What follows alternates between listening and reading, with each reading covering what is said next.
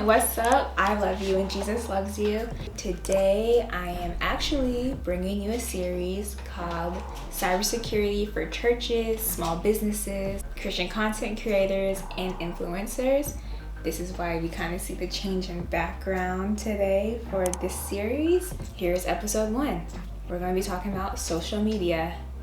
For a little background, this whole series is inspired by my church. My pastor, he had a story where his Instagram account got hacked, and eventually he figured out that his account was hacked by an Antichrist organization.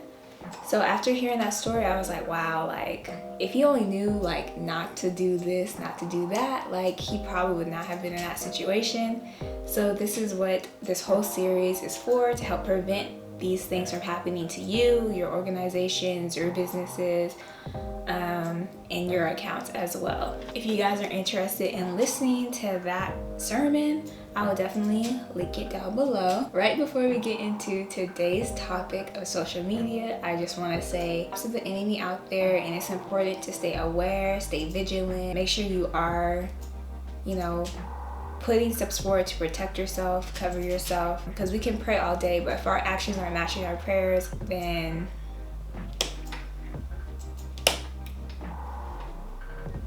it's kind of hard for it to be backed up. On to our steps, on to our tips. Tip number 1, do not click on links, especially if it's from someone you don't know or something you just don't recognize. Do not click on links. Do not click on links. Do not click on links. For example, like I said in the series, the reason why my pastor's Instagram account got hacked was because he clicked on a link. He thought it was Instagram messaging him saying that he had copyrighted material and that they were going to close his account. So he clicked on the link and got hacked. So that's why you don't click on links. Be aware of false alarms. What my pastor went through was a false alarm. Make sure you're checking, make sure you're double checking. If it really was a copyrighted issue, he would have gotten a notification, not a DM, and he probably would have got an email about it as well. So always double check. Even if you're scared something might happen, like don't think quickly. Let's act with wisdom. We have the Lord with us. Let's act wisely and calmly and peacefully before we make rash decisions, before we click on something because we're like, oh my gosh, what is this? Like, be calm, read through everything.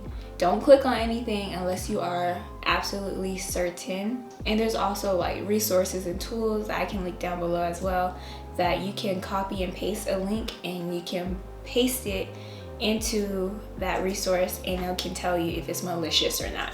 Number 2, make sure you choose a password that you can remember but is difficult for someone to guess. And one of the top tips that I hear around in the cybersecurity realm is to make sure that you're using a passphrase over just random numbers and letters. It's easier to remember a passphrase than it is to remember a bunch of strings of letters and numbers. So you want your password, especially if it's something important to you, you want your password to be at least 14 characters, especially if it's something you don't want anyone to ever get into. The longer the password, the better, okay? You want to use phrases with numbers, with letters, with numbers, with special characters. And I will also insert a graphic here or here that says, it's a chart that explains how easy it is to crack into passwords and why the longer the password with multiple characters in it is the best way to go. Because there are password crackers out there. There's just a lot out there that you might not know, you might not be privy to, but this is what this video is for. So a good example of a really good password, passphrase that is easy to remember would be something like I heart Jesus. But instead of using your all letters, all caps, all lowercase, you want to mix it up. You want a lowercase I, capital H, number 3 for the E in heart, lowercase a, uppercase R, like that. You want to mix it up, let it fluctuate, but something that you can remember, the phrase, something that no one would probably get from you. Having a passphrase helps you not only remember it, but prevents you from having to write it down, because if you remember it, you don't have to write it down, and you should really never write down your password. If you do, make sure you lock it, you put it in a safe, you put it somewhere no one's gonna go to. But I wouldn't recommend putting your passwords on your phone, just because your phone can be hacked and someone can easily go there. And especially if you have an iPhone, have iCloud can be hacked. I wouldn't put it on your phone. If you're gonna write anywhere, write down somewhere no one would go to, or write it down, put it in a safe, put it somewhere it's locked and safe and good to go. Another thing is, don't use the same password for everything. Because if a hacker gets one password, you best believe they're gonna try that in other accounts as well. If you got the same password for everything, well, you're screwed.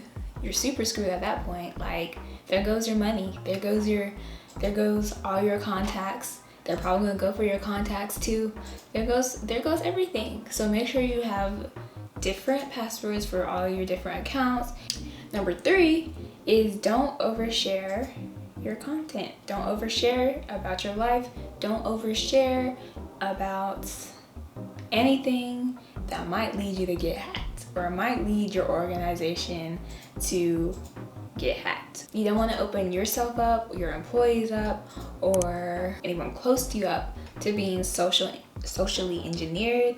And basically, social engineering is basically when someone pretends to be something that they're not to get you to do what they want you to do.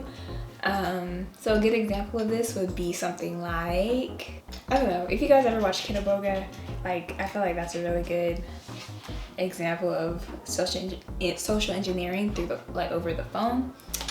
Basically, they call you, be like, hey, your computer's having issues, when it's really not, and they'll be like, yeah, just let me into your computer, I can fix it for you, when really they're hacking you, really they're stealing your information, really they're gonna hold you for ransom or something or another. Don't depend on the platform to keep you safe. Okay, don't do it. Don't depend on Facebook to keep your password safe. Don't depend on Instagram to keep your password safe. Don't depend on Google to keep your password safe, because that's not their problem. It's not, honestly, hate to say it, but it's not their problem.